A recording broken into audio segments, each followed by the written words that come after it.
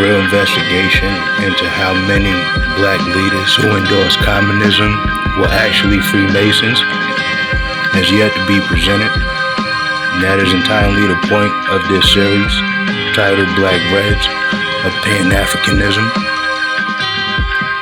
I want to focus on which black leaders in particular, like those who were behind the founding of the NAACP, such as W.E.B. Du Bois and Ida B. Wells, men such as Paul Robeson. These men had ties to Masonic groups, such as Prince Hall Masons, as well as Black Greek organizations, such as Alpha Phi Alpha. And they were pretty much the frontmen for this communist philosophy that was being presented during the time. This was happening in the diaspora as well as on the African continent. Men such as Kwame Nkrumah, he had personal relationship with Du Bois towards the end of his life when he relocated to Ghana. And I just want to show you guys through this visual research that is like a cabal of Freemasons who were actually promoting all of this communism. And it will become pretty obvious to all of you as you keep observing what's happening on the African continent.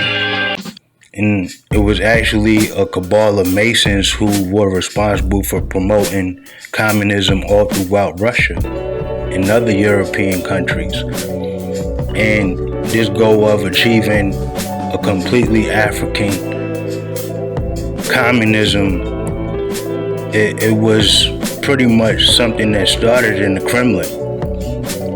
It started in Moscow and spread to so many different parts of the world, even South Africa.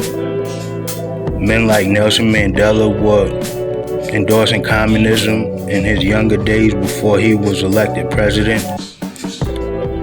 It just seems like every black leader that was endorsing communism had some type of ties to Freemasonry, whether it was Scottish Rite Masonry, Prince Hall Masonry,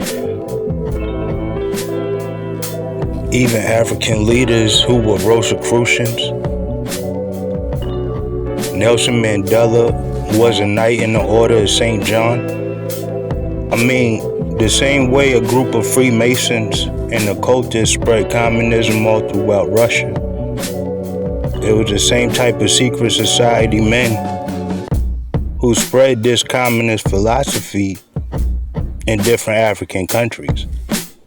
And this much will be visible throughout this video. This ideology, where they preach so much prosperity and equity while leaving a trail of death and destruction. It all began with these men who were Luciferian Masons. You can look at these pictures and decide for yourselves. How many of these men were Masons is just unbelievable. Freemasonry is responsible for communism. Take a look at the documents, people. I only want to discuss what can be proven with documents or pictures. This is not to speculate at all, because it's all here for us to see. Who's responsible for communism? In Europe, in America, in Africa? It always points back to these Freemasons.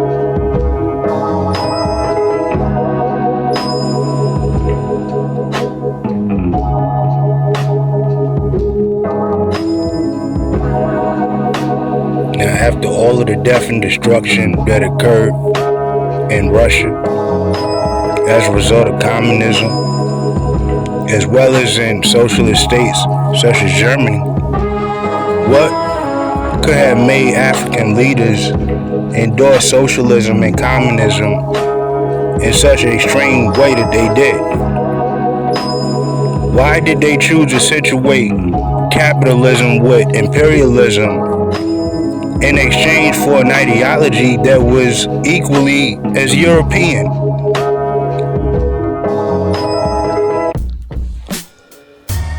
Now, thanks to men like Kwame Nkrumah, the father of African socialism and communism, a variety of African leaders wanted to embrace this communist faith. And in doing so, they created some very big economic disasters in their respective countries. Different countries such as Guinea, Mali, Mozambique, Ethiopia, Zambia, Tanzania, Angola, Benin, all of these countries took up socialism or communism in some type of way. With all this expanded government control of economy, and they ended up starving their own populations. What we seen occur in Africa was gross mismanagement of the nation's resources in a variety of countries.